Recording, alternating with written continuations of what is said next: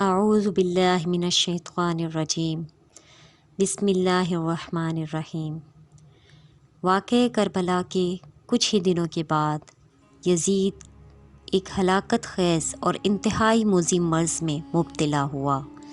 پیٹ کے درد اور آنتوں کے زخم کی تکلیف سے ماہی بے آب جس طرح مچھلی پانی کے بنا تڑپتی ہے اس طرح تڑپتا رہتا۔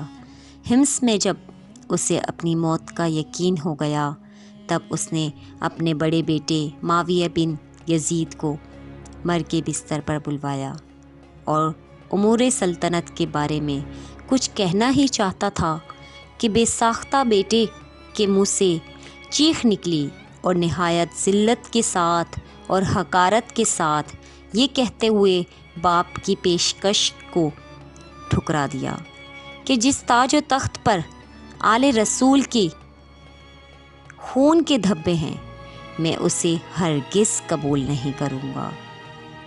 خدا اس منحوس سلطنت سے مجھے ہمیشہ محروم ہی رکھے جس کی بنیادیں نواسۂ رسول کے خون پر رکھی گئی ہیں۔ یزید اپنے بیٹے کے منہ سے یہ الفاظ سن کے تڑپ گیا اور شدت رنج و عالم سے بستر پر پاؤں پٹکنے لگا۔ موت سے کچھ ہی دن پہلے یزید کی آنتیں سڑ گئیں اور اس میں کیڑے پڑ گئے۔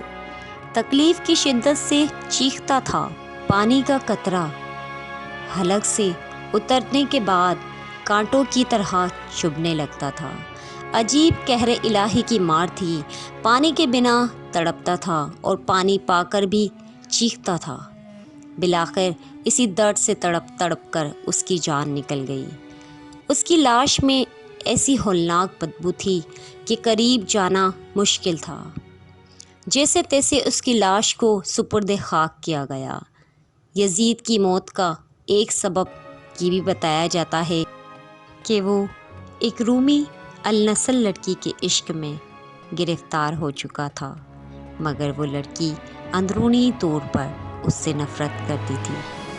ایک دن رنگرلیاں منانے کے لیے اس نے یزید کو دور ویرانے میں تنہا بلایا۔ وہاں کی ٹھنڈی ہواؤں نے یزید کو بدمست کر دیا۔ اس دوشیزہ نے یہ کہتے ہوئے کہ جو بغیرت اور ناپکار اپنے نبی کے نواسے کا غدار ہو وہ میرا کب وفادار ہو سکتا ہے، خنجر آبدار کے پے در پہ وار کر کے چیر پھاڑ کر اس کو وہیں پھینک دیا۔ چند روز اس کی لاش چیل کووں کی دعوت رہی۔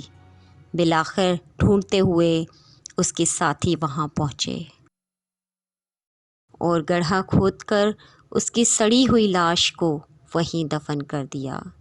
یزید کی قبر شام میں کسی گندگی کے ڈھیر کے نیچے دبی ہوئی ہے۔ قتل حسین اصل میں مرگ یزید ہے۔ اسلام زندہ ہوتا ہے ہر کربلا کے بعد۔ مزید ویڈیوز کے لیے آپ ہمارے چینل کو ضرور سبسکرائب کریں اور بیل کے بٹن کو دبانا نہ بھولیں تاکہ نوٹیفیکیشن کے ذریعے ہماری ویڈیو سب سے پہلے آپ کو پہنچے۔ اللہ نگہبان۔